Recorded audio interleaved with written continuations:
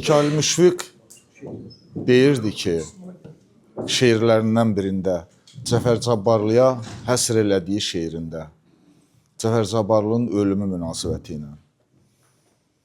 O ki söz atından tərpəndi, düşdü, sanki şeirimizin bir bəndi düşdü.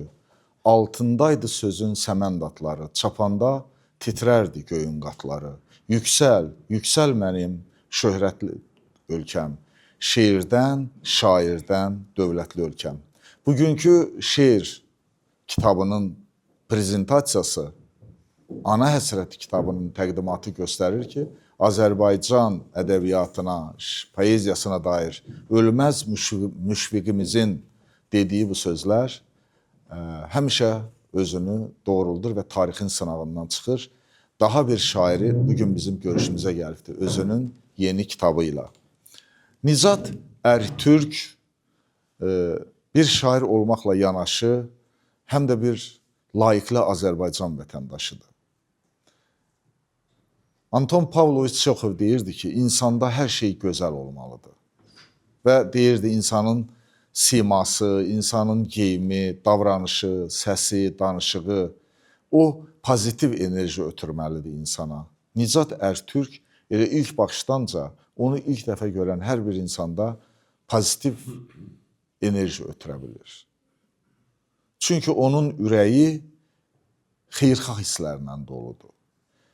Qəlbi qara fikirlərlə dolu olan adam ümumiyyətcə şeir yazmasa yaxşıdır. Çünki hər kəsin sözü onun daxili aləmi deməkdir, onun özü deməkdir. İkincisi, mən bəlkə də həyatımda çox nadir hallarda öz anasını bu qədər sevən, onun xatirəsinə bu qədər ehtiram bəsləyən bir insan görürəm. Və Nizat Ərtürk ondan çox şeir həsr eləyibdir bu kitabda anasının xatirəsinə. 11 şeir həsr eləyib məncə. Və anası haqqında saatlarca danışır, xatirələrini bölüşür insanla. Hər kəsin həyatında mənəvi və psixoloji cəhətdən vacib bir məqam olur. Və mənə elə gəlir ki, Nizat Ərtürkün anasını əbədiyyətə yola saldığı gün onun həyatında çox vacib bir dönüş məqamı olubdur. Onun ikinci doğuluş günü olubdur. Biz bir tərəfdən itirdikcə, o birisi tərəfdən qazanırıq. Mən özüm anamı itirənə qədər ateist olmuşam. Anamı itirəndən sonra isə mən ateizmə nifrət elədim. Çünki anamla yenidən axirətdə görüşmək arzum baş qaldırdı mənim. Və mən sevindim ki, nə yaxşı ki, axirət var. Nə yaxşı ki, Quranda, kitabda yazılan sözlər həqiqətdir. Hətta belə deyildisə də kaş belə olaydı. Və tədricən mənim dünya görüşümdə bir dəyişiklik yarandı. Beləliklə də əzizlərimizin itkisi əbədiyyət dünyasına bizim üçün bir pəncərə açır. Özümüz isə bu dünyanı artıq o pəncərəsi olan evin qapısından tərk edib başqa bir aləmə gedirik. Nizat Ərtürkün şeirləri ona görə belə sadə, səmimi, pozitivdir ki, onu məhz belə bir ana tərbiyə eləyibdir. Valideynlərin şah əsərləri onların övladlarıdır. Nizat Ərtürkün özünün də 4 övladı var. O özü də öz valideynlərinin və anasının övladıdır. Onun şah əsəridir. Əgər anası sağ olsaydı, mən inanıram ki, oğlunun bu fərəhli gününə baxıb qürrələnərdi. İndi əminəm ki, onun ruhu bu mənzərəni seyr eləyir və oğluna, əziz oğluna uğurlar, xoşbəxtlik arzuluyur. Nizat Ərtürkün şeirlərinin içərisində vətəndaşlıq motivi ilə yazılan, ümumi həyat güzaran sorunları ilə bağlı, Qarabağ hadisələri ilə bağlı və sevgi, məhəbbət məsələləri ilə bağlı da şeirlər var. Onun palitrası zəngindir və amma hansı mövzuda yazmasından asılı olmayaraq Nizat Ərtürkün şeirlərində bir ümid var. Ədəbiyyat məncə hər şeyi insanın əlindən ala bilər, amma bircə sahəyə girmək ona qadağandır. O da ümiddir. Heç bir halda ümidi, sonuncu ümidi oxucunun əlindən almağa ədəbiyyatın ixtiyarı yoxdur. Çünki bizi yaşadan ən kritik məqamlarda da bu ümid olur. Həzrəti Peyğəmbər Əbu Bəkirlə birlikdə Sevr mağarasında olanda kafirlər onları izləyirdilər və hörümçək orada tor qurmuşdu. Kafirlər gəlib mağaranın ağzına çatanda içəri girmədilər. Dedilər, əgər burada insan olsaydı, hörümçək tor qurmazdı. Orada bir göyərçin də yuva salmışdı. Dedilər, göyərçin də burada yuva qurmazdı. O hörümçək və göyərçin orada Allahın iradəsi ilə məskən saldılar. Və Əbu Bəkir içəridə çox qorxdu. Dedi, ya Peyğəmbər, indicə bizi öldürəcəklər. Peyğəmbər yavaşca ona dedi, sən qorxma, Allah bizləndir. Yəni, ən kritik bir məqamda, ölümlə göz-gözə dayandıqları bir vaxtda Peyğəmbər Əfəndimiz ümidini itirmədi. Və ona görə də bütün döyüşlərdən zəfərlə çıxaraq dünyanın ən böyük dövlət xadimlərindən həm də biri oldu, yeni bir dövlət yaratdı, bəşəriyyət tarixində yeni bir çığır açdı. Mən Nicat Ərtürkə, bizim çox hörmətli dostumuza, şair qardaşımıza bundan sonraki yaradıcılığında daha böyük uğurlar arzulayıram. Bu onun 3-cü kitabıdır. Arzu edirəm ki, onun kitablarının sayca artmaqla qalmasın, həm də keyfiyyətcə də inkişaf eləsin. Təkcə kəmiyyət faktoru ilə yox, həm də keyfiyyət faktoru ilə də oxucularını razı salsın. Ana həsrəti kitabında olduğu kimi. Allah bütün analarımıza, dünyadan köçən valideynlərimizə rəhmət eləsin, yaşayanların canını sağ eləsin, hamıya xoşbəxtlik nəsib eləsin. Bu əlamatlar gözəl gündə mən çox sevinirəm ki, mənim yanımda bizim çox hörmətli şairimiz, Naxçıvanın Sədərək rayonunun yetirməsi olan, amma Azərbaycan poeziyasının nümayəndəsi kimi tanınan artıq Kəmaləddin bəy Qədim əyləşibdir. Mən böyük məmnuniyyətlə sözü hörmətli şairimizə verirəm. Bu gözəl məclisi, bu gözəl müqəddəs ocağımızda çox müqəddəs bir ocaq var. Bura mən həmişə bir ocaq kimi baxmışam. Bu müqəddəsliyinə görə. Və bura səzdə olunmalı bir yerdir. Yəni, sevindirici haldır ki, bir sədərəkli balamız da gəlib bu müqəddəs ocağa gəlib çıxa bilib. Çox böyük bir savab işdir, çox müqəddəs bir işdir. Həm də belə bir gözəl bir məqamda, belə bir gözəl tədbiri bizim ədəbiyyatımızın, tənqidimizin Cahangiri aparır.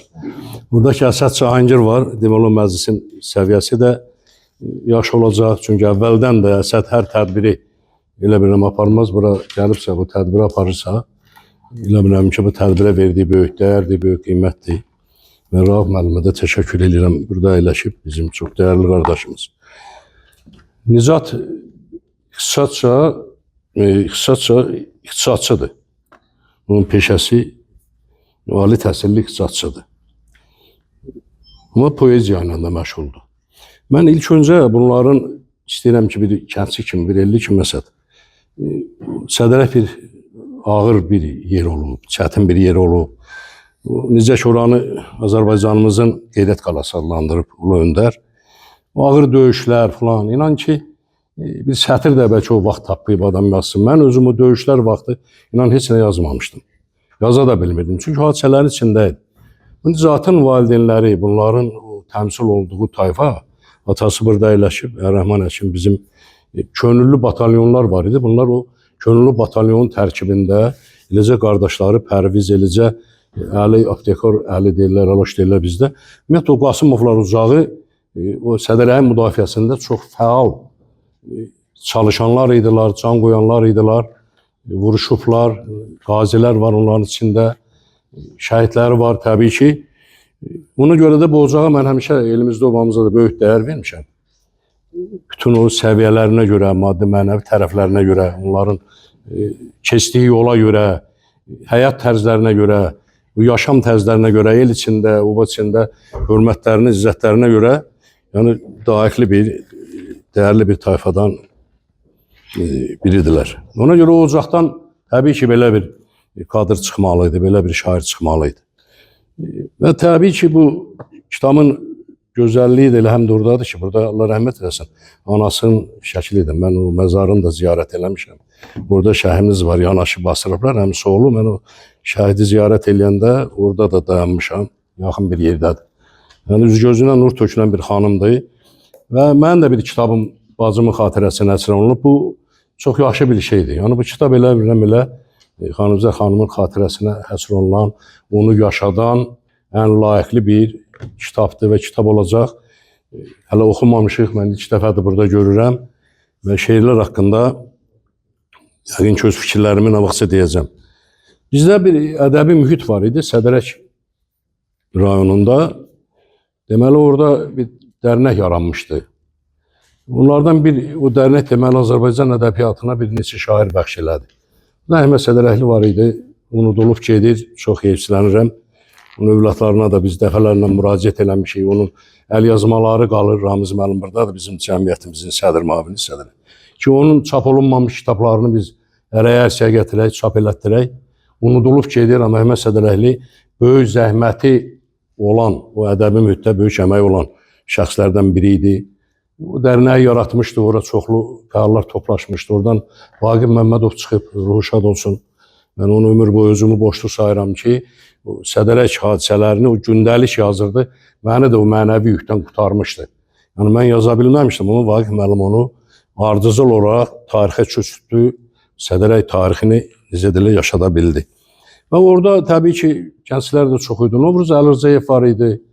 Burada Fariz buradadır. Mən balaca vaxtları idi. Farizin şeirlərinin atası mənə təqdim eləyirdi, oxuyurdum. Çox gözəl şeirləri var idi. Bugün Fariz filologiya üzrə fəlsəfə doktorudur. Nizzatın da əmisi oğludur. Təbii ki, burada iştirak eləyir. Yəni belə çox istedadlı gənclər gəlir ədəbiyyata. Bizim belə deyim ki, davamçılarımız şükür var. Yenə vurğuluyuram ki, bu müqəddəs ocağa qədər gəlib çıxıbsa, bura elə belə yer deyil Nicat. Burada bir tribuna var o koridorda, orada görün kimlərin imzası var. Bura bizim üçün ocaqdır, müqəddəs bir yerdir. Şəxsən mən həmişə belə baxmışam, buranı belə sevmişəm. Başlanar müəllim olmaqla, o sıravi işçilərinə qədər o ocağı deyirlər, onlar təmsil edirlər, qoruyub, saxlayıblar. Burada belə Sədərəklinin də bir əlamətlər tədbiri keçirilir. Sən bundan qürur duy ki, sən burada təmsil olunan növbəti Sədərəklidən birisin. Mən Əsəd müəllim, burada bizdə Əbülfəz Amanoğlu deyirlər, Əbülfəz Quliyev. Azərbaycan Milli Elmlər Akademiyasının müxbir üzvüdür, filologiya elmlər doktoru, professordur, Azərbaycan əməkdar müəllimidir, həm də bizim Yazıçılar Birliyinin üzvüdür. Bu Nicatın ümumiyyətlə yaradıcılığı haqqında elə bilirəm bir qısaca da olsun tez oxuyacağam ki, vaxt aparmayaq. Çünki elə bilirəm ki, bu elə bir yığcam bir məruzədir ki, elə Nicatın o yaradıcılığına verilən bir dəyərdir, həm də bir layiqli bir akademikimizin verdiyi dəyərdir. Yəni, o qalıb mən o yaradıcılığı haqqında sizdən sonra xüsusən. Mən çətini çəkirəm, danışam. Xüsusən səndən sonra sən bizim çox dəyərli bir qardaşımızsan. Mən istəyirəm burada nəsihətlərin təhlükəsiz limanı, şeir və insanlıq. Yaxşı bir yazıdır Əbülfəz Zamanoğlu. Naxçıvan İnstitutunda da dərs edir. Bilmirəm, akademiyada deyək. Qarşımda bir kitab var. Kitabın adı Ana Həsrət adlanır. Kitabın müəllifi Azərbaycan Yazıçılar Birliyinin üzvü, Qızıl Qələm mükafatı laureatı Həsən bəy Zərdabi, fəxri, media və sair kimi mükafatlara layiq görülmüş Nicat Ərtürkdür. Şeir kitabını oxuyub vərəqlədiksə görürəm ki, Nicat Ərtürkən müasir dövrün ruhunu, həm də xalqımızın köklü ənənələrini özündə cəmləyir. Şeirlərindəki dil sadəliyi və dərindən gələn mənalar məndə unudulmaz təəssüratlar yaradır. Şairin şeirlərindəki məna dərinliyi və həm də humanizm prinsipləri poeziya aləminə yeni bir nəfəs gətirir. Şeir kitabında şairin nəsihətnamə poemasını oxudum. Bu poema əxlaqi təlimatlarla zəngin olması ilə diqqət çəkdi. Nəsihətnamə poeması həyatın və insanın dəyərlərini dərindən analiz edən bir əsərdir. Şair burada insanın həyatına, əxlaqına və davranışlarına dair mühüm tövsiyələr verir. Bu əsər vasitəsilə insanlara dürüstlük, ədalət, mərhəmət, təvazökar olmağı tövsiyə edir. Bu nəsihətlərin bəşəri dəyərlərə əsaslanması əsəri zaman və məkan baxımından universallaşdırır. Bu dünyanın min məkirli oyunu, min bir cürə fırıldağı fəndi var, vaxtsız edər büsatını toyunu, yaşatmağa həyat adlı kəndi var. Gəl aldanma xoş görünən oyuna, kəfən biçib çoxlarının boyuna, baxmaz ömrün baharına, yayına, ömrü yarım qoyan yönü, səmti var. Nəsihətnamənin özəlliklərindən biri də Nicatın müraciətlərinin son dərəcə sadə və aydın olmasıdır. Bu mürəkkəb şeir üslublarından çəkinərək oxucusuna birbaşa və anlaşılan bir dil ilə müraciət edir. Bu sadəlik onun düşüncələrinin gücünü artırır, oxucuya daha dərindən təsir göstərir. Şair burada yalnız cəmiyyətdəki mühüm məsələləri deyil, həm də insanın daxili dünyasını araşdırır. bu insan təbiətini, xarakterini və ruh halını dərin bir şəkildə təhlil edir. Bu ona şeirini təkcə əxlaqi deyil, həm də psixoloji və fəlsəfi bir əsər halına gətirir. Selə bənzər axar gedər su kimi, görünüşdə suda üzən qu kimi, öz-özünün həm cəlladı hakimi qapatmağa məhbəs adlı bəndi var. Zaman keçər, günlər günü qovalar, xəyalımda xatirələr canlanar, Gülüstana dönər, bağlar, bağçalar, təbiətin min naxşı, rəngi var. Nəsrətnamənin əsas mesajlarından biri də ədalət və doğruluğun cəmiyyətdəki vacibliyidir. Nicat Ərtürkün sözləri hər bir insanın ədalətli və dürüst olmasının yalnız öz həyatına deyil, həm də cəmiyyətin rifahına böyük təsir göstərdiyini vurgulayır. Bu insanlara hər zaman doğru yolda olmalarını, həmişə vicdanla hərəkət etmələrini tövsiyə edir. Şairin əsərnaməsi bir növ həyatın özünə dair bir dərsdir. Şair yaşanan hər təcrübənin, qarşılaşılan çətinliklərin, səhvlərin, insanın daxili müdrikliyini artırdığına inanır. Onun əsərində hər bir səhv və hər bir uğursuzluq gələcəkdə daha yaxşı və daha müdrik bir insan olmağa aparan bir addım kimi təqdim olunur. Dəyərləndir zamanını, vaxtını, öz əlinlə gözəlləşdir vaxtını, halal mülklə qur tacını taxtını unutma ki, hesab adlı cəngi var. Bu bir şeirin davamı da, bunların hər bəndində gözəl fikirlər var. Elə yaşa peşmanlığın olmasın, bağ-bağçanda gül çiçəklər solmasın, dilin zəhər bardağı təkdə olmasın, dadlı şirin şəkəri var, yandı var. Nəsrətnamənin şeir dili yalnız məzmunu ilə deyil, eyni zamanda ritmi və harmoniyası ilə də diqqət çəkir. Nicatın hər bir misrası oxucunu özü ilə aparır, sanki nəsihətləri şeir halında təqdim etdiyi bir yol xəritəsidir. Bu, onun poeziyasının təkcə mənalı deyil, həm də musiqisel hər təcrübə olmasına imkan verir. Qırmayasan heç bir kimsənin qəlbini, qərib olan boynu bükük dərdlini, yığcamda yekunlaşdırıram. Tuta bilsən, tut məzlumun əlini, yaradanın bəndəsinə şərti var. Girməyəsən hər kimsən, bir kimsənin haqqına, zərər vermə yoldaşına, dostuna, heç güvənmə, girən quzu postuna, insanların xaini var, mərdi var. Nicat Ərtürkün şeirləri xalqın hisslərini, təbiətini və mənəvi xüsusiyyətlərini əks elətdirir. Nəsrətnamədəki nəsihətlər onun xalqın həyatına dərindən bələd olduğunu göstərir. Şairin səsləndirdiyi tövsiyələr nəinki fərdi, həm də kollektiv səviyyədə insanlara faydalıdır. Çünki Nicat insanların üzləşdiyi ümumi problemləri çox gözəl təhlil edir. Nəsrətnamə poemasının bir digər önəmli mesajı da insanın öz təvəzzökarlığını qoruyaraq həyatda müvəffəqiyyət əldə etməsidir. Şair hər bir insana yüksək mənəvi dəyərlərlə, başqalarına qarşı hörmətlə yanaşmağı və böyüklükdən dərs almağı tövsiyə edir.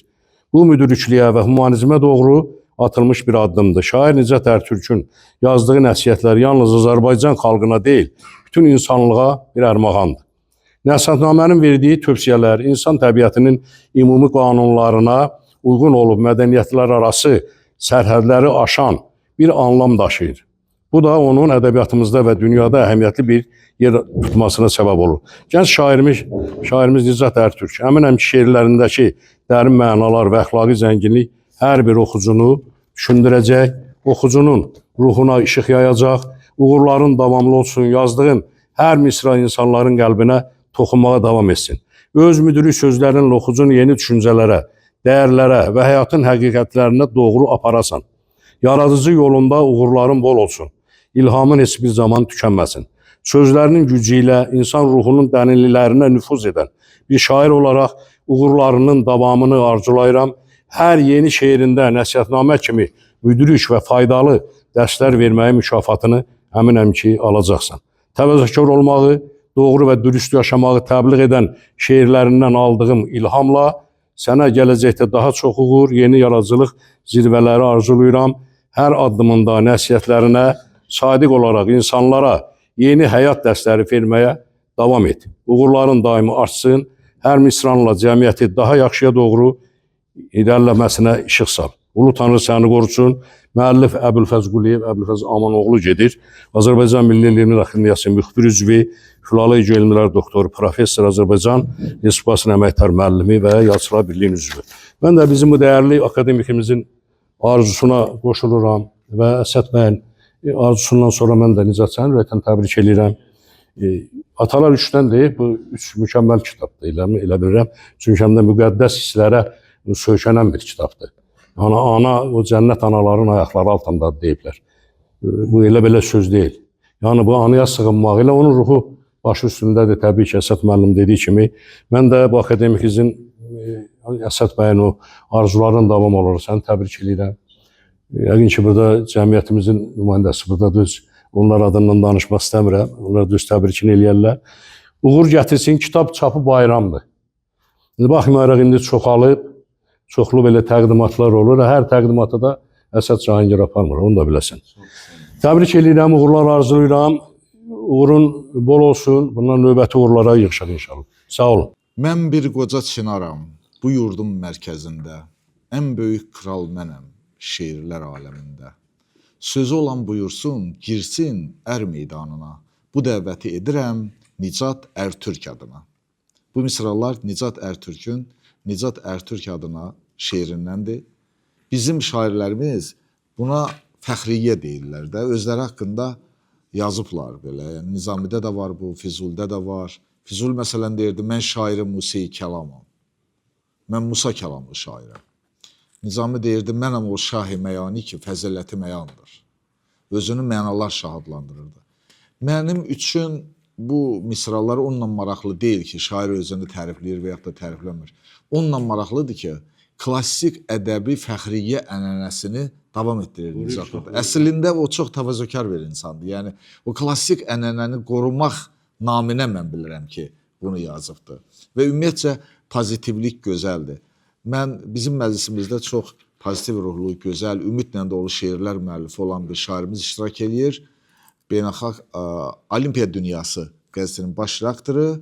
Bu yaxınlarda 60 illik yubileyini böyük təntənə ilə qeyd elədiyimiz və mən hər sabah günəşi qarşılayıram. Şeirlər kitabının bax burada təqdimatı keçirilən Murad Qoçoğlu'na söz verir. Nicat müəllim, ilk növbədə mən sizi təbrik edirəm ki, siz oxucuların görüşünə bu üçüncü kitabınızla həm də hamımız üçün çox əziz duyğularımıza toxunan bir ana həsrəti kitabı ilə gəlmişsiniz.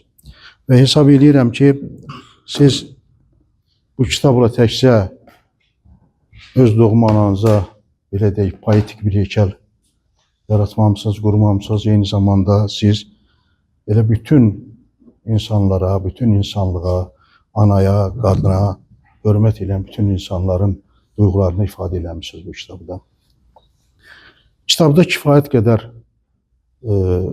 kitabın elmi redaktoru da, Kamal Camal da, ön sözün müəllifi Nisa xanım da, Nicat müəllimin bu kitabdakı şeirləri haqqında məncə kifayət qədər təhlillər aparıblar. Burada hörmətli akademik müxbir üzünün də fikirlərini oxudu bizim hörmətli şairimiz. Hesab edirəm ki, buna görə də burada o təhlilləri çox aparmağa ehtiyac olmayacaq. Çünki nə desək də həmin təhlillərin elə bilirəm ki, belə deyək ki, oxuculara daha yaxşı çatıb bu təhlillər. Amma mən Nicat müəllimi bir şair kimi bu kitabı da necə kəşf elədim? Birincisi, Nicat müəllimlə bizim şəxsi münasibətlərimiz var, tanışlığımız var, bu ayrı məsələdir. Nicat müəllim sözün əsl mənasında ruh şairidir. Yəni, bütün insanlar öz fikirlərini sözlə ifadə eləməyə bacarırlar. Çox az adam olar ki, tutaq ki, uşaqlıq, gənclik dövrlərində nəsə yazmamış olsun. Amma Nicat niyə rus şairidir? Çünki Nicatın bu kitabda toxunduqları bütün mövzular bizim hər birimizin bu və ya digər mənada hər zaman hiss elədiyimiz, demək istədiyimiz və yaxud deyə bilmədiyimiz duyğularla bağlıdır. Çünki Nicat hər hansı mövzuya yaxınlaşanda, hər hansı mövzu haqqında şeir yazanda ilk növbədə o mövzunun daxilini elməyə çalışır. O mövzunu bütün ruhu ilə dərk eləməyə çalışır. Məsələn, Ana həsrəti kitabında Əsəd müəllim qeyd elədi ki, 11 şeir həsr edib. Amma burada bir çox şeirlər var ki, o şeirlərin içərisində də anadan bəhs olunur. Deyək ki, hava limanında şeiri var. Orada kimisə qarşılayır və orada qəfil şairə belə deyək ki, vəhşim gəlir ki, kaş gələnlərin içərisində mənim də anam olaydı. Yəni təkcə birbaşa anaya həsr olunan şeirlər yox, kitab başdan ayağa ana həsrətinə köklənmiş şeirdir. Əslində bu da təbiidir. Çünki Peyğəmbərimizdən də hədis var ki, cənnət anaların ayağı altındadır. Əslində elə analarımız son məqamda dünyadan köçəndə elə ayaqlarının altındakı cənnətə köçürlər. Yəni anaların yaşı olmur. Analar ömürlük və əbədilik cənnətdə olan Allahın bizə göndərdiyi mələklərdir. Və biz bəzən bu ayrılığı, təbii ki, bu həsrəti yaşamağa çətinlik çəkirik. Ona görə də Nicat müəllimin bu kitabının ana həsrəti adlanması məncə ona görə bu adı seçib ki, bir insan olaraq, bir övlad olaraq, bir şair olaraq ana həsrətinin həm özünə fərdi təsirini, həm də insanların daxilində hansı izi qoymaq istədiyini poetik şəkildə tərənnüm eləmək istəyir. Nicat ümumiyyətlə hər tərəfli şairdir. İstənilən mövzudan yazmağı bacarır. Deyək ki, vətəndən, xalqdan yazırsa, orada da mütləq bir şairin incə duyğuları üzə çıxır. Azərbaycanım şeiri var bu kitabda. Orada Xəzərlə bağlı da bir misra var ki, Xəzər, vətən deyəndə Xəzər çırpınırdı, şəfəqi yayılırdı Azərbaycana. Bilir ki, Xəzər təkcə Azərbaycana məxsus deyil. Xəzər bir çox dövlətlərin sərhədləri daxilində, torpaqları daxilindədir. Xəzərin bir parçası da Azərbaycanın torpağıdır. Və bir ifadə var, çırpınırdı Qara Dəniz baxıb Türkün bayrağına. Məncə bu səviyyədə bir yanaşma bu da. Çünki Xəzər dənizi Azərbaycanın bir parçasında yerləşir. Qalan parçalar başqa dövlətlərdədir. İndi kim bilir ki, Xəzər hansı dövlətin ərazisində daha xoşbəxtdir? Bizim ərazimizdəmi? Qazaxıstanın, Türkmənistanın, Rusiyanın ya qeyri dövlətin ərazisindəmi? Ancaq vətənə bağlılıq Nicatı o qədər belə deyək ki, yüksək səviyyədə özünə bağlayıb ki, Nicat deyir ki, vətən adı çəkəndə Xəzər özü təlatümə gəlir. Demək, Xəzər Azərbaycanda daha xoşbəxtdir. Yəni ki, başqa dövlətlərin ərazisində. Yəni, bu şair tapıntısıdır. Yaxud onun sevgi şeirləri var. Müxtəlif ovqatlarda, müxtəlif məqamlarda yazılıb. Bilirsiniz ki, şairlərin böyük hissəsi sevgi şeirləri yazırlar. Bu sevgi şeirləri həm fərdi xarakter daşıyır, həm ictimai xarakter daşıyır. Mənim üçün maraqlı gələn o sevgi şeirlərindən biri də deyir ki, anlat məni sevməyi, eşqin öyrət məni. Anlat sevməyi mənə, eşqin öyrət məni. Bu nədir mənim düşüncəmcə Nicat müəllim? Çox maraqlı tapıntıdır. Çünki insanı insan eləyən onun düşüncələridir, onun duyğularıdır, onun sevgisidir. Onun bəşəri dəyərlərə bağlılığıdır. Bu bəşəri dəyərlərin də ən vacibi insanın sevgisidir. Və insan sevə-sevə həm də öyrənir. İnsanın özünün tək öyrənməsi bu sevginin öz kulminasiya nöqtəsinə çatmaq üçün bəs etmir. Mütləq insana bəzən bu sevgini öyrədən də lazımdır. Qarşı tərəf bəzən insana səni sevməyi öyrətməlidir. Və insan bu öyrətməndən, bu imtihandan üzə açanda həm özünü, həm də sevgisini yarada bilir. Bu mənada sevdiyin insana ki, sən sevgini öyrətmən, sevgi müəllimliyi elə mənə deməyin özü də həm də sevgi şeiri üçün bir tapıntıdır. Mən səni vəsf elədim, adına eşqim dedim. Heç demədim adını, həyatımın qadını. Bu ilk növbədə adi misralar kimi görünə bilər. Ancaq şairin sevgisi həm ünvanlıdır Nicatın, həm ünvansızdır.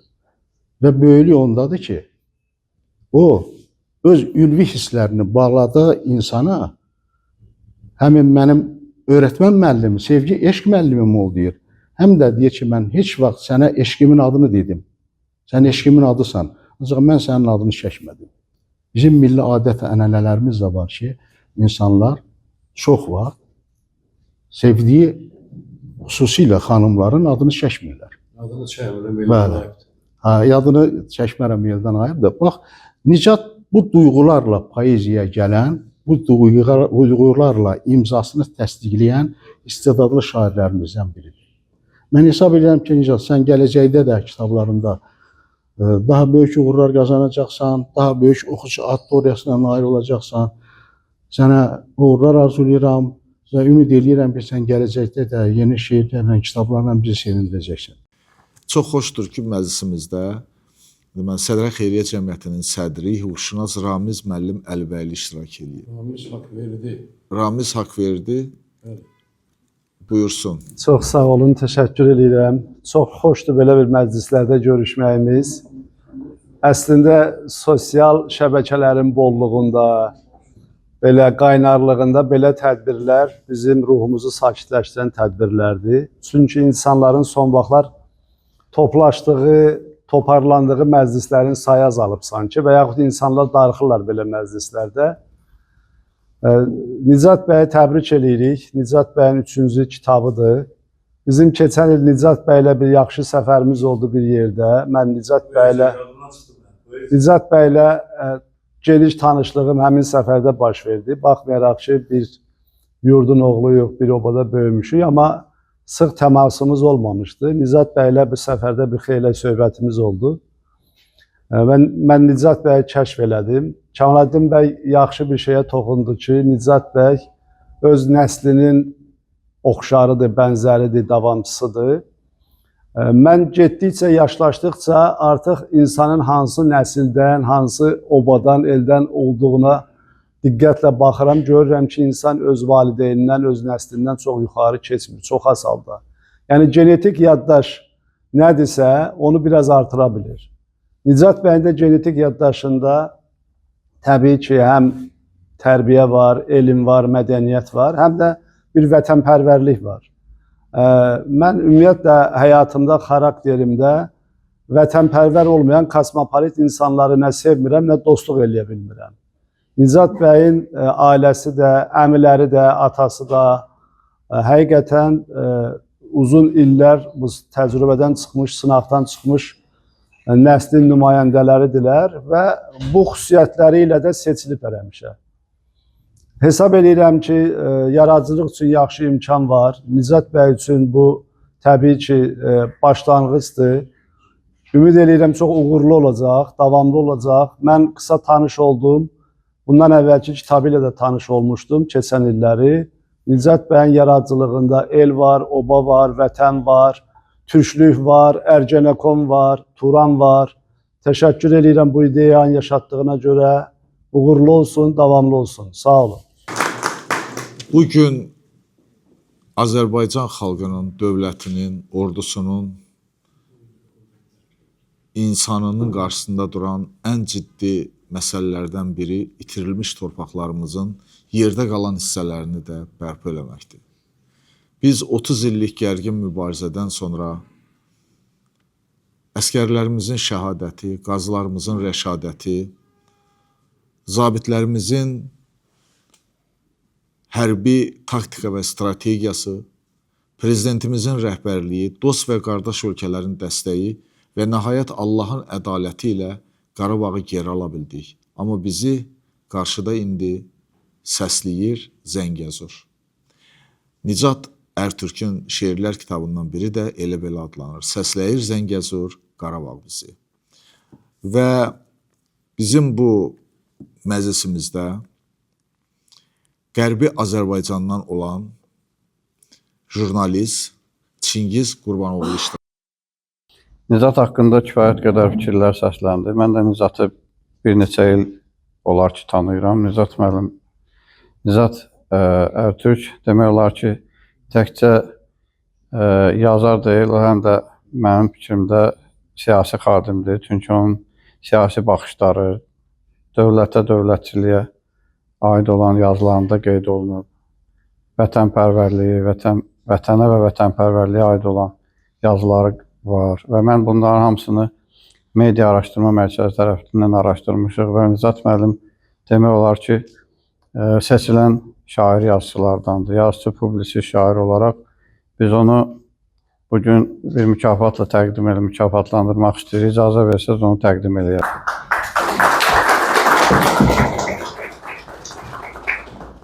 Media Araşdırma Mərkəzi və Azərkivin Rəyasət Heyətinin qərarları Nicat müəllimə Nicat Ərtürkə şərəfli ömür yolu diplomu və belə bir mükafatı təqdim edirik. Təbrik edirik Nicat müəllimə. Uğurlarınız bol olsun. İnşallah gələcəkdə də. Sağ olun. Təbrik edirəm bir daha. Nicat Ərtürkün kitabına yazdığı ön sözdə Naxçıvan Müəllimlər İnstitutunun professoru, pedaqogiya elmləri doktoru, Azərbaycan Respublikasının əməkdar müəllimi Kamal Camalov yazır. Nicat Ərtürkün şeirlərini oxuyan zaman görürük ki, o sözlə nəfəs alan, hisslərlə yaşayan bir şairdir. Misralarında insan qəlbinin səsi, sükutun dili var. Onun qələmi yalnız yazmır, həm də hiss etdirir. Söz şair Nicat üçün vasitə deyil, ruhunun aynasıdır. Çox gözəl bir analitik, təhlili, deməli, qiymətdir. Və bütün şairlərin əslində yazdıqları onların ruhunun aynasıdır. Mən düzdür oxumamışam, amma bilirəm ki, mənə təqdim edilən siyahıda şair deyə qeyd edilibdir. İndi söz verəcəyim Manya xanım Səxavət qızın da şeirləri onun ruhunun aynasıdır. Buyursun. Öncəliklə bütün tədbir iştirakçılarına, dəyərli ziyalılarımızı salamlayıram. Bugünkü tədbirə dəvət üçün və çıxış üçün söz verdiyiniz üçün sizə təşəkkür edirəm. Nicat bəy, sizi bu önəmli addımınız münasibəti ilə təbrik edirəm. Mən bir şey qeyd etmək istəyirəm ki, Nicat müəllimlə mən ikimiz eyni gündə Yazıçılar Birliyinə üzvlük vəsiqəsini almışıq. Elə bayaq dediyiniz kimi bu müqəddəs ocağın istəyirik ki, biz də bir şəfəqi olaq deyək. Özümüz öz sətirlərimizlə vətənimizə layiq vətəndaşlar olaq. Mən Nicat bəyin kitabında əslində hər birimizin qəlbimizin susmayan səsi olan ana sevgisini duydum. Vətən sevgisini duydum və ana həsrəti, vətən həsrəti, şəhid həsrətini duydum. Nicat bəy bu kitabda bir zamanlar ona can verən anasına öz sətirləri ilə can verib və hər bir oxucusunun qəlbinə yazıb anasının adını. Məncə bugün Nicat bəyi dünyaya gətirən ananın ruhu şaddır.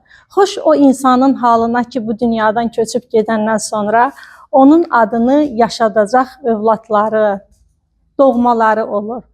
Biz hər birimiz bu dünyadan köçüb gedəcəyik. Nicat bəyin şeirlərində bir fikir mənim diqqətimi çox çəkdi. Müqəddəs sandığım vətən torbağı anaya ehtiyac duyarmış demə. Bəli, müqəddəs sandığımız vətən torpağının da bəzən anaya ehtiyacı olur. Biz adətən bu fikirləri çox deyirik. Ana torpağın şəhid oğullara ehtiyacı olur. Unutmayaq ki, elə o şəhid oğulları da analar dünyaya gətirir. Ananızın timsalında cəmi dünyadan köçən analara, atalara rəhmət diləyirəm. Sizlərə təşəkkür edirəm ki, ən ali sevgimiz olan ana sevgisini bu qədər ali dərəcədə oxucuya çatdıra bilmişsiniz. Vətən sevgisini ölümsüzləşdirmişsiniz. Təşəkkür edirəm. Əslində çox danışmaq olar, amma zamanı nəzərə alıb mən istəyərdim ki, çıxışımı elə müəllifin ana həsrəti ilə yekunlaşdırım. Əgər icazə verərsinizsə. Qəlbimdə bir nisgil, bir həsrət dağı yarandı anamı itirən günü. Qınadım sevdiyim ana torpağı, qarğıdım Allahdan gələn ölümü. Müqəddəs sandığım vətən torpağı anaya ehtiyac duyarmış demə. Ey ana vətənim deyəndə yəqin, torpaqda uyuyan anaymış elə. Ölümün yandırdı qəlbimi yaman, bütün arzularım qəlbimdə söndü. Anam, gedişinlə dayandı zaman, işıqlı bu dünyam zülmətə döndü. Etiraz eylədim mən bu düzənə, anasız açılan hər bir səhərə. Etiraz eylədim çərxi fələyə, batan günəşlərə, qəmli gecəyə. Anam bu dünyadan ayrılan günü Dağlandı ürəyim, ciyərim yandı. Ana həsrətinin çəkdim yükünü. Qovruldum külümdən bir dağ yarandı. Biz bəzən heç valideynlərimizin sözünə o qədər önəm vermirik, nəinki müəllimlərin. Müəllimin sanki sözündən çıxmaq olmaz. Onun dedikləri qanundur. Onun dedikləri qulağımızdan bir sırğı olur sanki.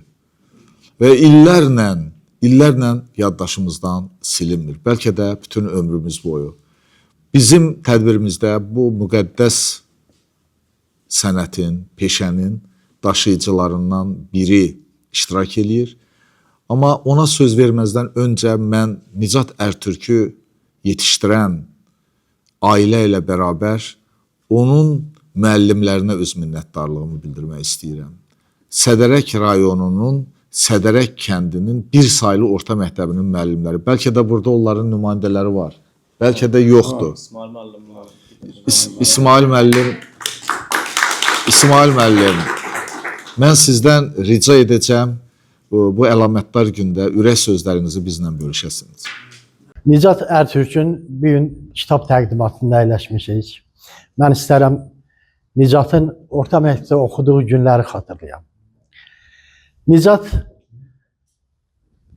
duygusal bir şagird idi. Həddən ziyadə duygusaldı. Və duygularını bir üzə verməzdi, içinə qapanardı. Atası ona Nicat adını qoyanda öz peşəsinin dalıca ardıcıl getməsini istəyərdi. Lakin o iqtisadiyyatı seçdi. İqtisadiyyatı seçməklə bərabər o duygusallığını bugün artıq şeirə, poeziyaya gətirib.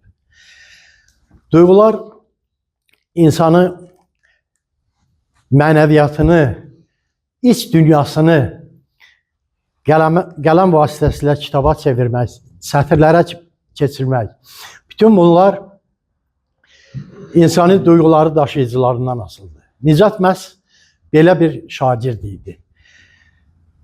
Dərslərində çalışqan və bayaq dediyim kimi bir duyğusallığı içinə qapanmağı vardı. Sən demə, o gizli duyğular bugün üzə çıxıb. Bu poeziya daha çox vurğundur. Bugün təqdimatında iştirak edədiyimiz Nicat Ərtürkün Ana Həsrəti kitabında vətən məhəbbəti, insani duyğular, ana həsrətinin xatirələri öz əksini tapıb. Bu kitab Nicat Ərtürkün 3-cü kitabıdır. Mən belə bir fikirdəyəm ki, buradan başlayan təqdimat Sədərəkdə ədəbiyyat sevərlərin iştirakı ilə təqdim olunacaq. Sağ olun, uğurlar arzulayıram, təbrik edirəm. Habil Xanlarov iştirak edir tədbirimizdə, aktyor.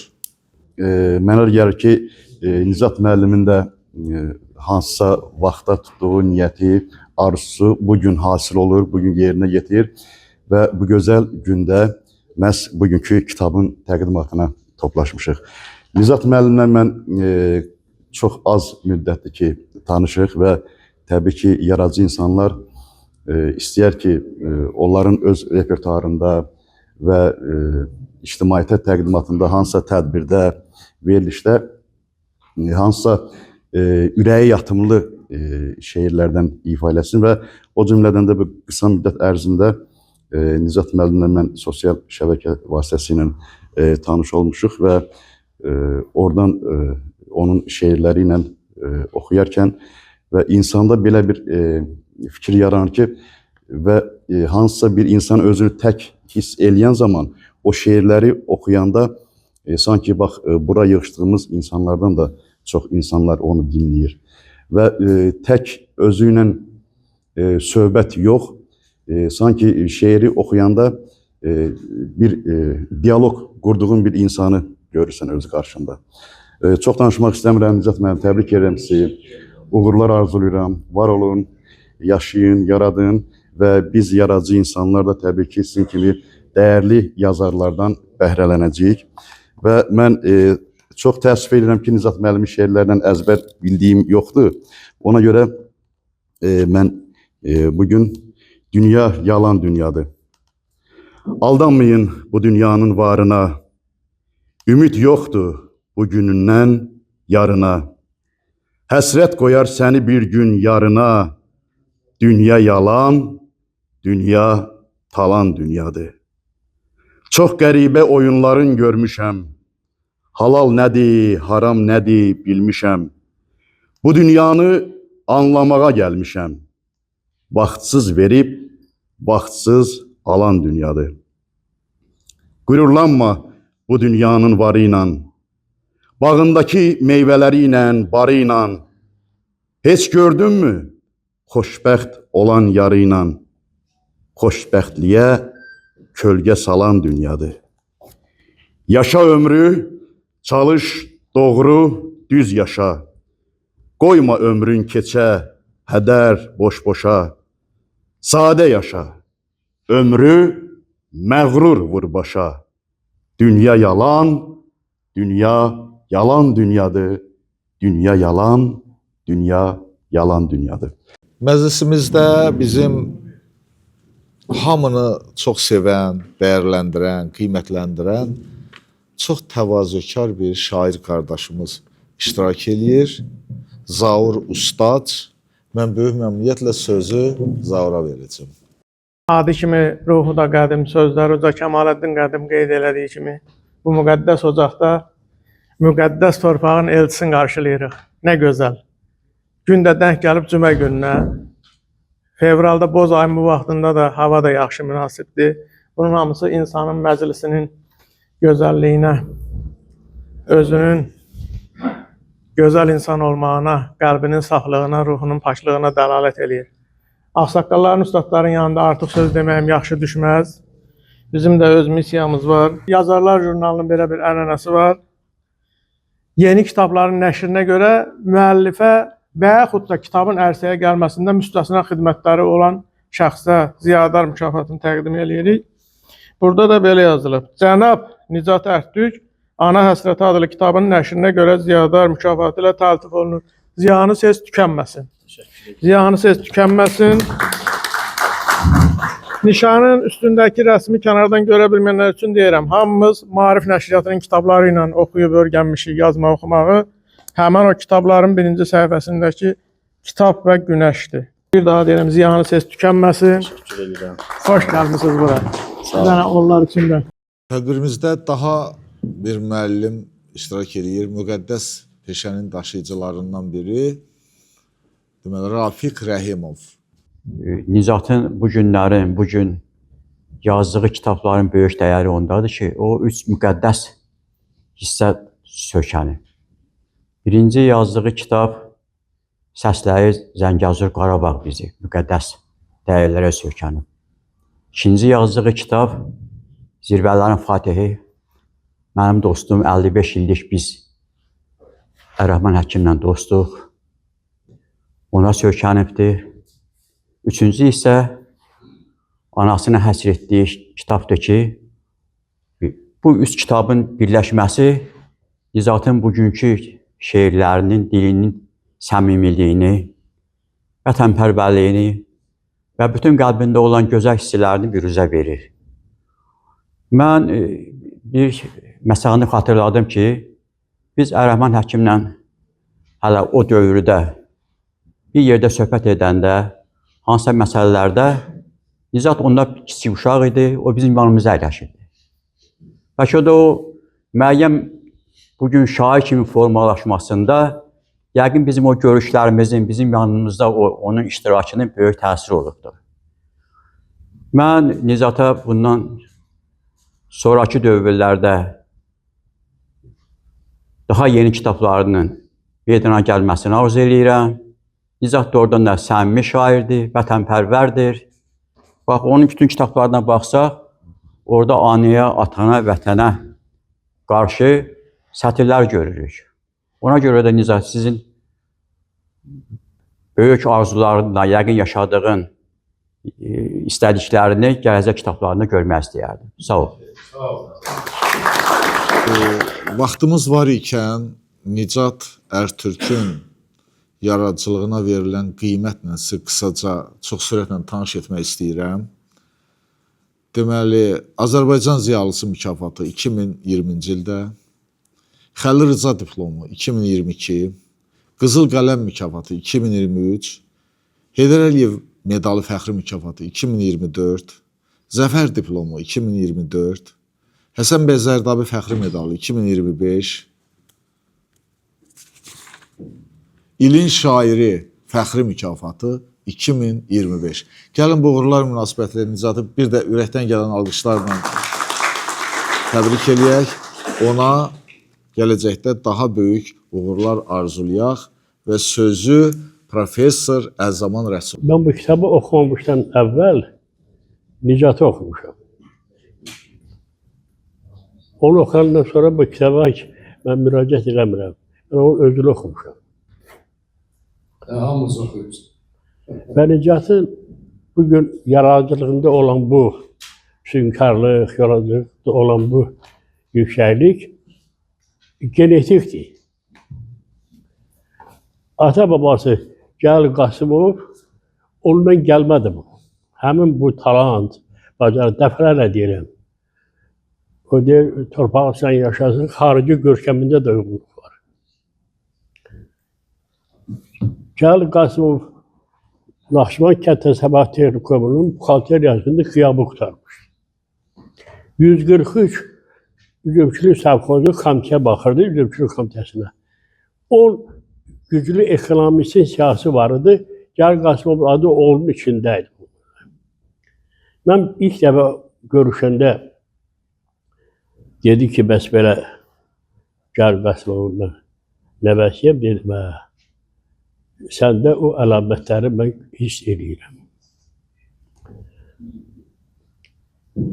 Şeir yazmaq belədir ki, bu şeiri, o duyğunu şairin özü bilir. O duyğunu onun kimi biz hiss edə bilməli. O duyğu daxildən gəlir. Şeir xatirinə yazmaq başqa, qafiyə xatirinə yazmaq başqa, daxildən gələn o güclü istək, arzu, güclü, necə deyim, həyata bağlılıq.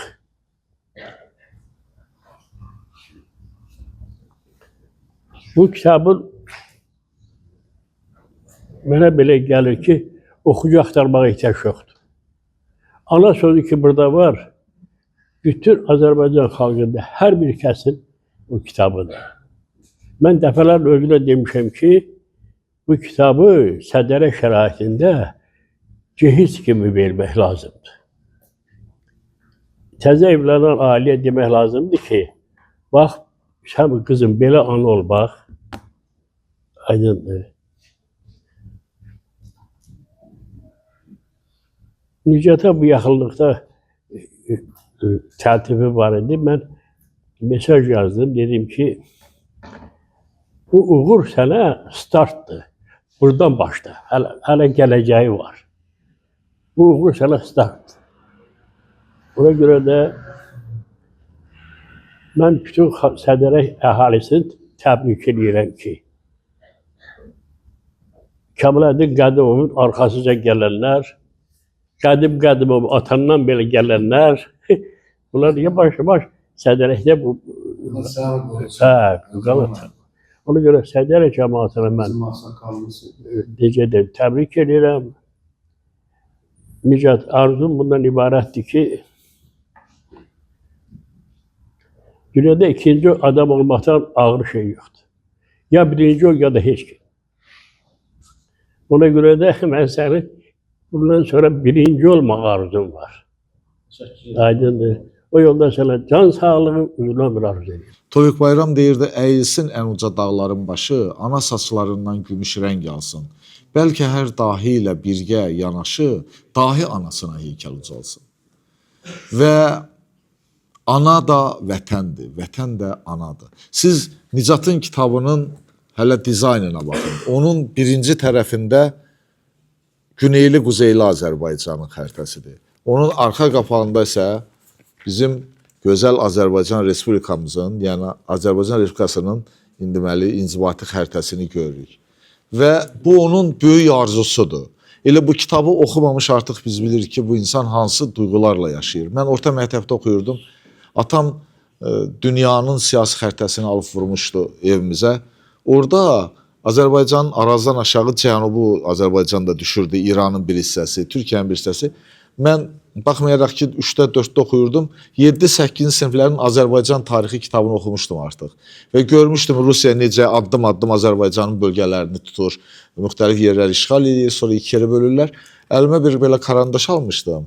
Karandaşla o işğal edilmiş yerləri Cənubi Azərbaycanda çəkib birləşdirmişdim Şimali Azərbaycana. Bu bir məktəbli idim onda mən.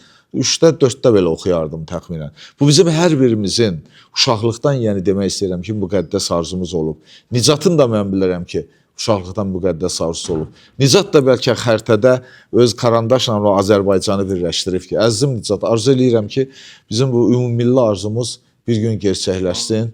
Güneyli, quzeyli bütün Azərbaycanın biz vətəndaşı olaq və anamızı xilas edək. Çünki vətən anadır. Ola bilməz ki, bir şair anaya bu qədər böyük önəm versin, amma anaların, qadınların təmsilçiləri bu məclisdə iştirak etməsinlər. Yəni, fərdi səviyyədə demirəm, ictimai birlik səviyyəsində. Müharibə veteranı qadınlarına Sosial Yardım İctimai Birliyinin Sabunçu rayonu üzrə sədri, ədliyyə işçisi Elmira xanım Məmmədova məclisimizdə iştirak edir. Təbrik edirəm, nailiyyətləriniz bol-bol, daha da uğurlu olsun. Səsiniz daim ucalardan gəlsin. Öz ictimai birliyimiz adından sizə balaca bir hədiyyəmiz var. İstəyirdim onu bir dənə zəhmət olmasa oxuyun, sonra təqdim edeyim. Bu şəhərdə redaksiya fəxri diplomla təltif olunur. Redaksiya heyətinin qərarı ilə mənəviyyat və humanizm təbliğində xüsusi xidmətlərinə görə Azərbaycan Yazıçılar Birliyinin üzvü Qızıl Qələm mükafat laureatı Nicat Ərtürk. Azərbaycan poeziyasının klassik nəsihətamiz ənənələrini müasir ədəbi müstəvidə uğurla yaşatdığına, Ana Həsrəti kitabında yüksək bədii sənətkarlığına və xüsusilə Nəsihətnamə poemasından bəşəri dəyərləri, dürüstlük, ədalət, mərhəmət və təvəzzökarlıq, fəlsəfi psixoloji dərinlikdə tərənnüm etdiyinə görə təltif edilir. Nicat Ərtürk. Təşəkkür edirəm. Sağ olun. Sağ olun. Məclisimizdə filologiya üzrə fəlsəfə doktoru Nicat Ərtürkün əmisi oğlu Fariz Qasımbəyli iştirak edir. Nicat bəy, təbrik edirəm. Uğurlarınız davamlı olsun. Ancaq sizdən əvvəl mən sizi ərsəyə gətirən Ərəfman həkimə göz aydınlığı verirəm. Həmi gözünüz aydın olsun. Bütün övladlarınız, nəvələriniz sizin bəhrənizdir. Onların həmişə bəhrəsini görüb, onlarla sevinəsiniz, qürurlanasınız. Ana həsrəti mərhum anamızın vəfatından Nicatın nə qədər kədərləndiyini, nə qədər üzüldüyünü əks etdirir. Bir ananın öz övladının qucağında dünyasını dəyişməsi yəqin ki, başa düşüləndir. Bu Nicata o qədər dərindən təsir edib ki, bundan sonraki poeziyasında o mövzuya toxunmaya bilməyib. Allah qəni-qəni rəhmət eləsin, torpağı sanı qədər qiymətli poeziya nümunələri yaradasan. Şeirlərin dərsliklərə düşsün Nicat. Uğurları arzulayıram, bir daha təbrik edirəm. Nicat Ərtürkün ürəyi nə diktə edibsə, onu yazıb. Onun şeirlərdə oxuduqca hiss etməyirsən kitab oxuduğunu.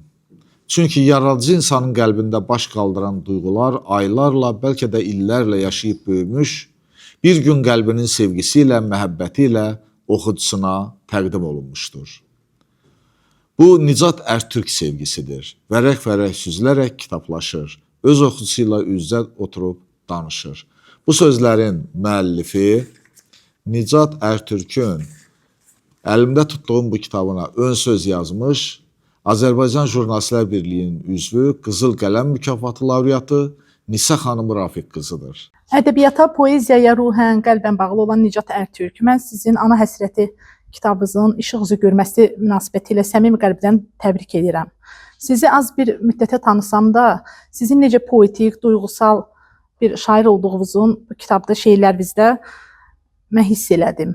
Sizin qələminizdən süzülən poetik, duyğulu şeirləriniz, yəni kitabınızın əsas hissəsini, əsas sujet, əsas xəttini ana mövzusu təşkil edir. Ana müqəddəs varlıq olan anaya həsr eləmisiniz siz bu kitabı. Bu kitab sizin anamızın xatirəsinə həsr olunub. Allah ona rəhmət eləsin, ruhu şad olsun. Sizə bundan sonraki fəaliyyətinizdə də yaradıcılıq uğurları arzulayıram. Yəni təşəkkür edirəm. Çox sağ olun. Biraz həyecanlıyam, üzrlü sayın. Nicat Ertürk şeirlərində anası ilə yanaşı atasına da şeir həsr etməsi, onun ailə dəyərlərinə necə böyük önəm verdiyini, ailə bağlarına ruhən kök etibarilə bağlı olmasını göstərir. Bu sözlərin də müəllifi çox hörmətli Nisa xanımdır. Adı keçən ön sözdə yazıbdır. Nicat Ertürk isə atasına yazdığı Atama, Zirvələrin Fatihi şeirinin sonuncu bəndində deyir: Fatih təxəllüslü öndərsən mənə, ey mənim qürurum, mənim ant yerim. Səcdə eləyirəm ata mən sənə, Allahdan sonraki Allahım mənim. Alqışlayaq gəlin. Cəfər Cabbarlı məşhur ana şeirində ananı Allah səviyyəsində görürdü. Deyirdi ki, ana, sənə mən rahibəm itayətdə. Yəni Allah insan Allaha rahib olar da, özünü o ibadətə həsr eləyir, olur rahib.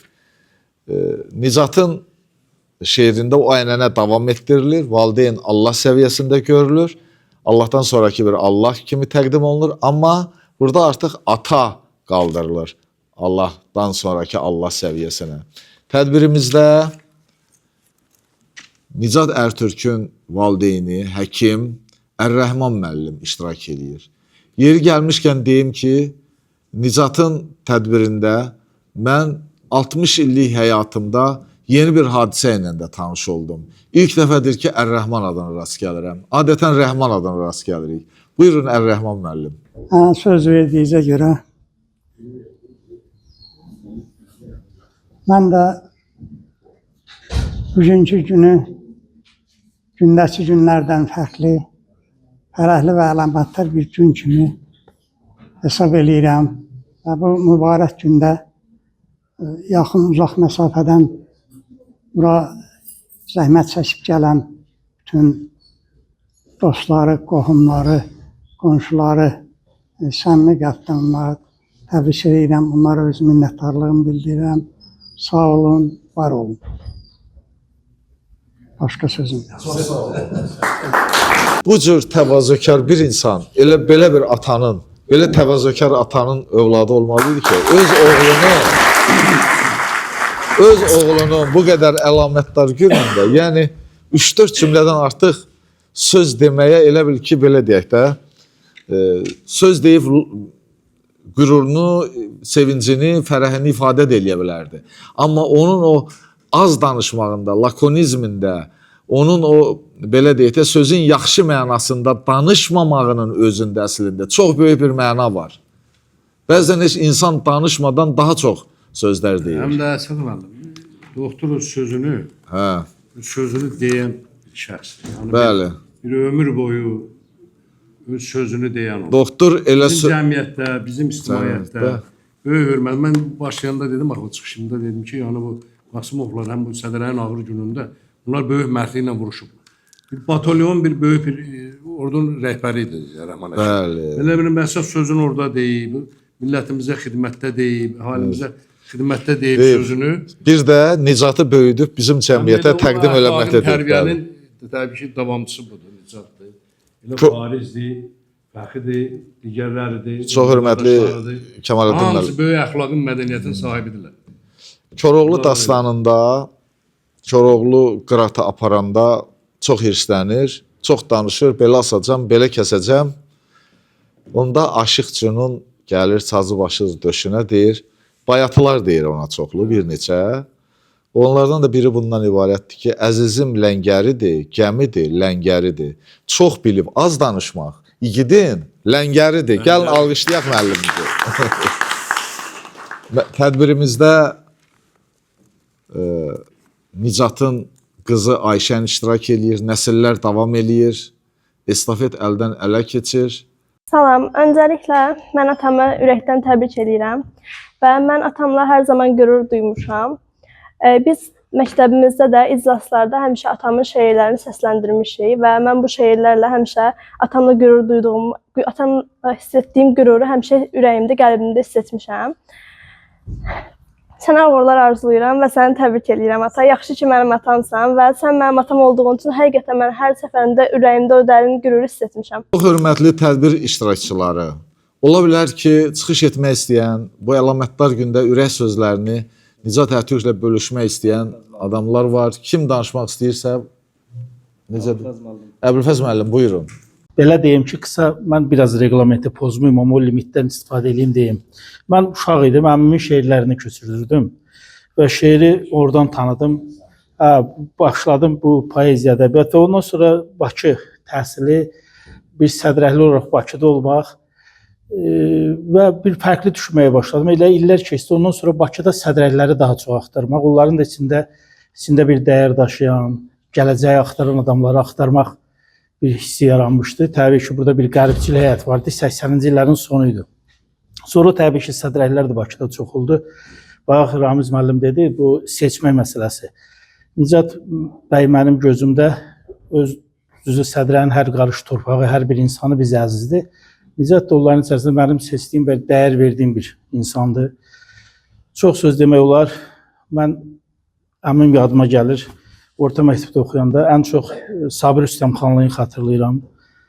Onun dəstəyini xatırlayıram. Bəxtiyar Vahabzadənin, Allah rəhmət eləsin, ön sözünü xatırlayıram. Nə qədər qürur duymuşduq.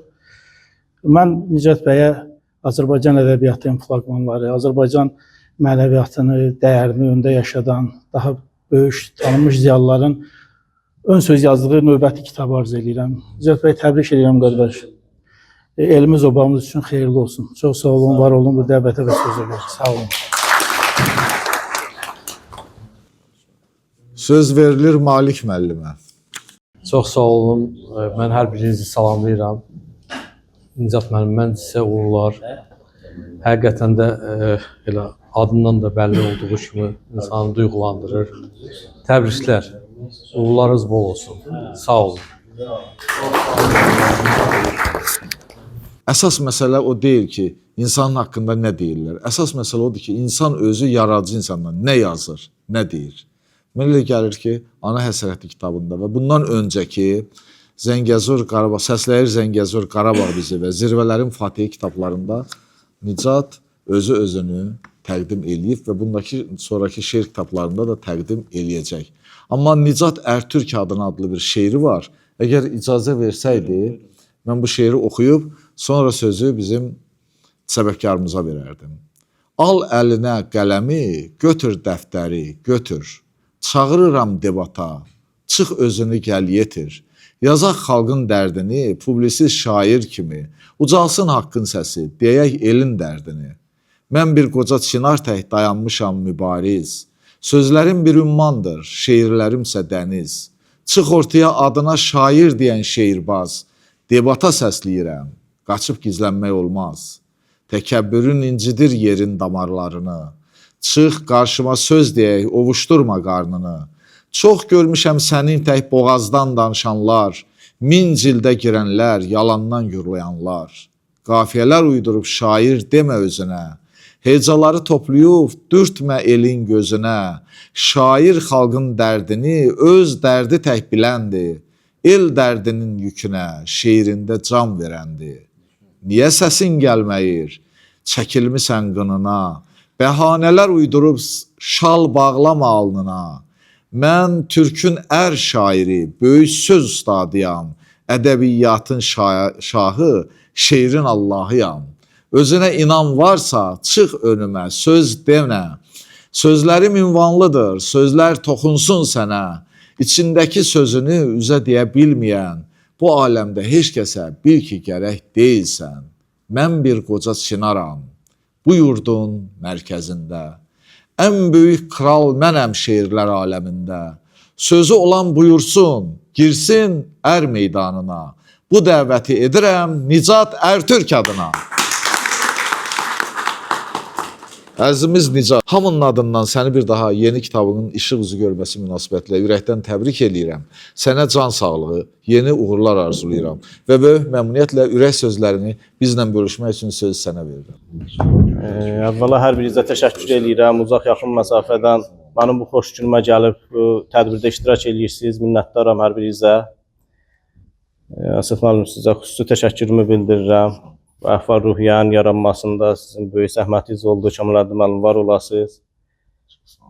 Mən bu ana həsrəti kitabını sizə deyim ki, bu qələm mürəkkəb məsələsi ilə yazmamışam. Mən bu ürək yanğısı ilə yazmışam. Göylərdən süzülən nurun qəlbimdə misralara çevrilməsi vasitəsilə yazmışam bunu. Bu həqiqətən belə olubdur. Ana haqqında çox sözlər deyilib, yüz illərdir, min illərdir analar haqqında sözlər deyilib, yazılıb, qafiyələr, hecalar, bilmirəm, bəndlər, şeirlər, poemalar qoşulub, amma yenə də ana haqqında nə desək az olubdur, nə deyilibsə az olubdur. Analar elə bir uca varlıqdır ki, elə bir məhfumdan burada söhbət gedir ki, vətən ana ilə qoşa tutulur. Ümumiyyətlə bizdə bu el misallarında ana yurt, ata ocağı, belə misallar çox çəkilibdir. Ananı mən o qədər müqəddəs sanmışam ki, o qədər müqəddəs bilmişəm ki, yəni o qələmimin orada aciz olduğunu mən dərk eləmişəm ki, yəni ana haqqında nə qədər yazsan, nə qədər desən, danışsan, bu az olar. Analar həyatın var oluşudur. Vətənin keşiyində şəhid durur, qazi durur, vətəndaş durur. Bu vətənin vətəndaşını, şəhidini, qazisini dünyaya ana bəxş eləyir. Ona görə ana ucalığı qarşısında mən baş əyirəm. Dünyadan köçən analara, valideynlərə rəhmət diləyirəm. Dünyada həyat sürən və analıq borcunu yerinə yetirən ümumi valideynlərə can sağlığı arzulayıram. Bir daha da sizin bura gəldiyiniz üçün, mənə dəstək olduğunuz üçün, mənim bu xoş günümdə iştirak elədiyiniz üçün hər birinizə təşəkkür edirəm, var olasınız deyirəm. Kitabımdan da ana həsrəti kitabını, şeirinin özünü elə sizə mən oxumaq istəyirəm. Dəyişdi gözümdə, dəyişdi zaman. Fırlandı başıma, fırlandı dünya. Həyatım bir anda oldu, ah, aman, anama həsrət qaldığım günü. Xoş günlər bir anda kədərə döndü, sevinç göz yaşlarım qəhərə döndü, bir evin ocağı işığı söndü, anama həsrət qaldığım günü. Həyat adiləşdi, düşdü gözümdən, ellər qınamasın məni sözümdən, bir əsər qalmadı səbri dözümdən, anama həsrət qaldığım günü. Yaman ani oldu, amansız oldu, fələyin hökmü zamansız oldu, qəlbimə əbədi qəm-qüssə doldu, anama həsrət qaldığım günü. Həsrətin çox çətin, dözümsüz ana, etiraz edirəm sənsiz zamana. İstədim ki artıq zaman dayana, anama həsrət qaldığım günü. Bu şeiri də mən bütün anasını itirmişlərə hədiyyə edirəm. Sağ olun. Tədbirin aparıcısı kimi mən sizə öz minnətdarlığımı bildirirəm. Bütün Yadçılar Birliyinin rəhbərliyi, üzvləri adından, Yadçılar Birliyinin üzvü kimi Nicat Ərtürkü ürəkdən təbrik edirəm. Ona yaradıcı uğurlar arzulayıram və Nicat Ərtürkün sayca 3-cü ana həsrəti kitabı ilə bağlı təqdimatın sona çatdığını bildirirəm. Amma sizdən xahiş edirəm, bu gözəl günümüz yaddaşlara köçsün, tarixləşsin deyə burada əyləşib bir xatirə şəkli çəkdirək. Nicatın atası Ər-Rəhman müəllimi dəvət edirəm. Mən öz yerimi ona verəcəm. Burada əyləşəcək. Ağsaqqallarımız əyləşsin, cavanlar da onların arxasında belə dursun. Bir hamımız kollektiv şəkil çəkdirək ki, bu gözəl gün əbədiləşsin. Buyurun. Yadçılar İttifaqına da təşəkkür edirik. Çox sağ olun. Sən müəllim, Rahman müəllim əyləşmişdi, sağ olsun. Anan müəllim başladı. Bəli. Onu da deyim ki, bu gözəl məclisimizi, tədbirimizi bizim tanınmış publisist, yazıcı, şairəmiz İradə xanım Aytel lenti alır, görürsünüz. Gəlin alqışlayaq İradə xanımı da.